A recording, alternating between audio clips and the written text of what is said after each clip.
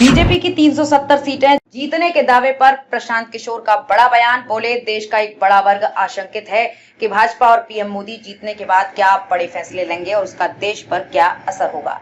जनसुराज पदयात्रा के सूत्रधार प्रशांत किशोर ने पीटीआई को दिए इंटरव्यू में बीजेपी पर बात करते हुए कहा कि बीजेपी को अपने दम पर 370 सीटें नहीं आ सकती। ये तो मैं आपको कह सकता हूं कि बीजेपी को अपने दम पर 370 सीटें नहीं आएंगी। बीजेपी सबसे बड़ी पार्टी बनेगी। हो सकता है कि 300 से ज्यादा सीट आ भी जाए। देश में एक बहुत बड़ी आबादी है जिन्हें अब इस बात पर रुचि नहीं रह गई है कि बीजेपी को 330 आएगी कि 350 आएगा। बीजेपी के अपने कार्यकर्ता हैं जिन्हें मोटिवेट करने के लिए बीजेपी अपनी ताकत लगाई हुई है। देश में जो सामान्य लोग हैं वो सोच रहे हैं कि बीजेपी इतनी बड़ी बढ़त लेकर आ रही है, इसके बाद क्या होगा। शायद वो ऐसा भी सोच रहे हैं कि देश में पहली बार आमूलचूल परिवर्तन आएगा। मोदी जी ने खुद भी कहा है कि बड़े परिवर्तन के लिए तैयार हो जाइए। देश का प्रधानमंत्री जब संसद में खड़ा होकर कह रहा है कि बड़े निर्णय के लिए तैयार हो जाओ, तो देश का हर वर्ग अपने अपने तरीके से इस बात को ले रहा है। बीजेपी के जो समर्थक हैं वो कह रहे हैं कि देखना, अब देश में मोदी राज आएगा। जो मोदी की नीतियों के पक्ष में नहीं है, उन्हें इस बात की चिंता हो रही है कि बड़े बदलाव क्या होंगे। देश में आपको कई जगह सुनने को मिलेगा कि देश के संविधान को बदल दिया जाएगा। कई लोग कह रहे हैं कि देश में लोकतंत्र बचेगा ही नहीं। मेरी समझ में आज लोग घर में इन्हीं सब बातों पर चर्चा कर रहे हैं। उनके लिए ये समझना जरूरी है कि जब बीजेपी इतने बड़े मैंडेट के साथ तीसरी बार जीत कर आएगी तो उनके बिहेवियर क्या होंगे, सरकार कैसे चलाएगी। बड़ी घटना यह है कि नेहरू जी के बाद ये पहली बार हो रहा होगा। नेहरू तीसरी बार जीत कर आए थे, इसके बाद कोई नेता इस तरीके की बढ़त के साथ नहीं आया।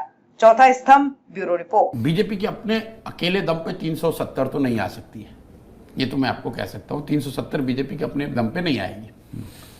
वो सबसे बड़ी पार्टी बनेंगे, 300 से ज़्यादा सीट आ सकती है, शायद आ भी जाए, लेकिन वो बहुत बड़ा क्वेश्चन मेरे जैसे लोगों के लिए नहीं है।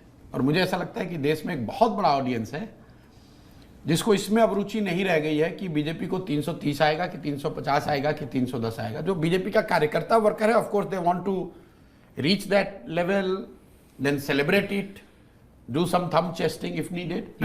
बट जो कॉमन लोग हैं उनकी सोच है कि अगर इतने बड़े मैंडेट से तीसरी बार सरकार को जीत के आ रही है, उसके बाद क्या होगा।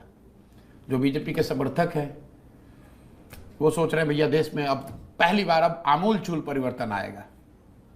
वो अपने तरीके से उसको इंटरप्रेट कर रहे हैं। मोदी जी ने खुद भी कहा बड़े निर्णयों के लिए तैयार हो जाइए। जब देश का प्रधानमंत्री संसद में खड़े होकर ये कह रहा है कि भाई अब बड़े निर्णयों के लिए तैयार हो जाओ, तो देश का हर वर्ग जो कि इन बातों को समझता है या को रिलेट कर पा रहा है, वो अपने अपने तरीके से उस स्टेटमेंट को इंटरप्रेट कर रहा है। जो उनके समर्थक हैं वो कह रहे हैं भैया अब देखना सही में मोदी राज आएगा, सही में चेंज आएगा, वट एवर इट मीन्स।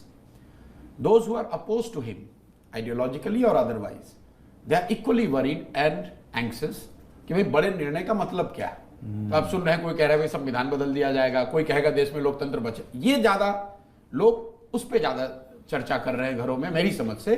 और उनके लिए वो जरूरी है समझना कि भाई इतने बड़े मैंडेट से जब तीसरी बार कोई जीत कर आएगा तो उसका बिहेवियर क्या होगा, वो सरकार को कैसे, क्योंकि ये हिस्टोरिक घटना इस सेंस में है कि नेहरू जी के बाद ये पहली बार हो रहा होगा। नेहरू जी तीसरी बार लगातार जीत कर आए थे। उसके बाद से कोई भी पॉलिटिशियन, कोई भी नेता 3 बार लगातार इंक्रीमेंटल वोट से जीत कर नहीं आया। इंक्रीमेंटल क्या, 3 बार लगातार कोई जीता ही नहीं है। तो उस हिसाब से डेमोक्रेसी के नजरिए से भी आप देखेंगे बड़ी घटना है। तो people are worried, happy, depending on who you are, कि भाई ये जब हो रहा है तो इसके बाद कुछ तो होगा जो रूटीन नहीं है। And that is what is more important for us as a country, as a citizens to understand and talk about, rather than कि उनको 310 आएगा कि 330 आएगा, एनडीए को 400 आएगा कि नहीं। भाई एनडीए को 400 तो आ ही जाएगा, क्योंकि जो जीतेगा वो एनडीए में आ जाएगा। हो गया 400, इसके लिए क्या परेशानी की जरूरत है।